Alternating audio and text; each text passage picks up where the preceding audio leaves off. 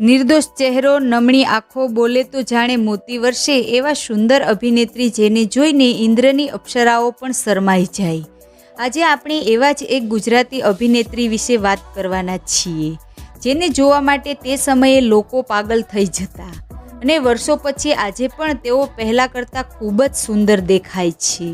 જી હા મિત્રો, અમે વાત કરી રહ્યા છીએ વાણિયા પરિવારમાં જન્મેલી રાગિણી શાહ વિશે. મિત્રો, વિડીયો ખૂબ જ ખાસ છે. તમને કંઈ એવું જાણવા મળશે જે તમે ક્યાંય નહીં સાંભળ્યું હોય, તેથી ધ્યાનથી આ વિડીયો અંત સુધી જરૂર જુઓ. મિત્રો, રાગિણી શાહનો જન્મ 16 ઓક્ટોબર 1958ના રોજ થયો હતો. રાગિણીનો પરિવાર ગુજરાતના મહેસાણાના વતની છે, પરંતુ તેમનો જન્મ અને ઉછેર મુંબઈમાં થયો હતો. રાગિણીના નાની અને તેમની માતા બંને ગુજરાતી નાટકોની જાણીતી અભિનેત્રીઓ હતી અને તેમના પિતા પણ નાટકોમાં મ્યુઝિક ડાયરેક્ટર હતા. તેણીનો પરિવાર 1930ના દાયકાથી મનોરંજન ઉદ્યોગ સાથે સંકળાયેલ છે. મિત્રો, તેણીએ 50થી વધુ ગુજરાતી ફિલ્મોમાં અભિનય કર્યો છે. તેઓ એક નિર્દેશક પણ છે. ગુજરાતી ઉદ્યોગમાં પુનરાવર્તી ભૂમિકાઓનો અને નાણાકીય મર્યાદાઓને લીધે તેમણે મુંબઈ સ્થળાંતર કર્યું, જ્યાં તેમણે કેટલીક હિન્દી ટેલિવિઝન ધારાવાહિકો અને જીવન ભૂમિકાઓ કરવા માંડી. તેમણે ગુજરાતી ભાષાના ટીવી ધારાવાહિક મોટી બામાં મુખ્ય ભૂમિકા ભજવી હતી, જે ઈટીવી ગુજરાતી પર પ્રસારિત કરવામાં આવતી હતી. હવે ચાલો મિત્રો આપણે જાણીએ કે તેમને ગુજરાતી ઇન્ડસ્ટ્રીઝમાં પ્રથમ રોલ કેવી રીતે મળ્યો હતો. મિત્રો, કહેવાય છે કે વર્ષ 1976માં જ્યારે રાગિણી F5માં હતા ત્યારે તેમને એક ગુજરાતી ફિલ્મ ઓફર થઈ, પરંતુ આગળ ભણવાની ઈચ્છાને કારણે રાગિણીજીએ તે ફિલ્મ માટે ના કરી હતી. પરંતુ ડાયરેક્ટરના આગ્રહ તેમજ ફિલ્મમાં ઘોડેસવારી અને ફાઇટ કરવા મળશે તેવું જાણીને 18-19 વર્ષના રાગિણી શાહે ફિલ્મ કરવા તૈયાર થઈ ગયા અને તે ફિલ્મ ચાલી નીકળી અને ખૂબ જ હિટ થઈ.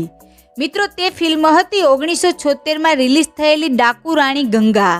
ત્યારબાદ તો રાગિણીજીએ લગભગ 50થી વધુ ગુજરાતી ફિલ્મોમાં અભિનય કર્યો છે, જેમાંથી કેટલીક ફિલ્મોના નામ જોઈએ તો અમે તો પરદેશી પાન, વીણા વેલી, રાખના રમકડા, જીવતરના પારખા, દાદા હો દીકરી, વાછડા દાદાની દીકરી, જીવી રબારણ, કાશીનો દીકરો વગેરે ફિલ્મોમાં કામ કર્યું હતું.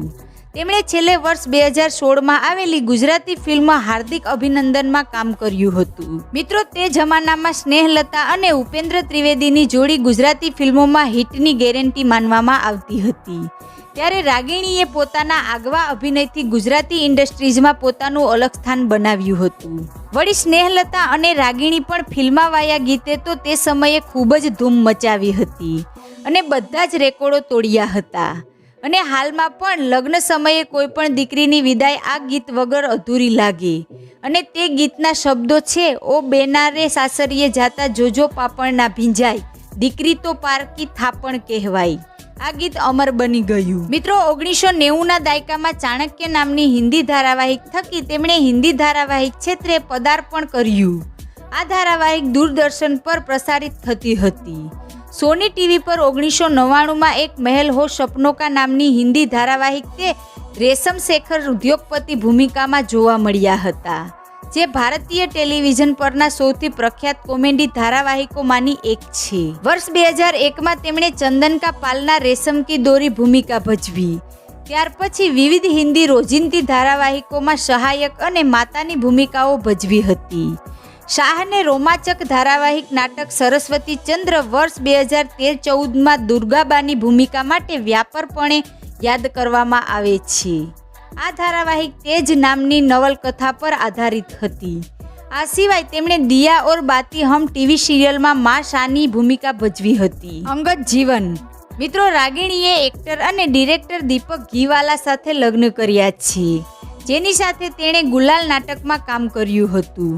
ઘીવાલાએ જોજો મોડા ના પડતા અને ગ્રહણ જેવી ગુજરાતી શો નિર્દેશકમાં કર્યા છે અને આજે પણ તેઓ ટીવી પડદા સાથે જોડાયેલા છે.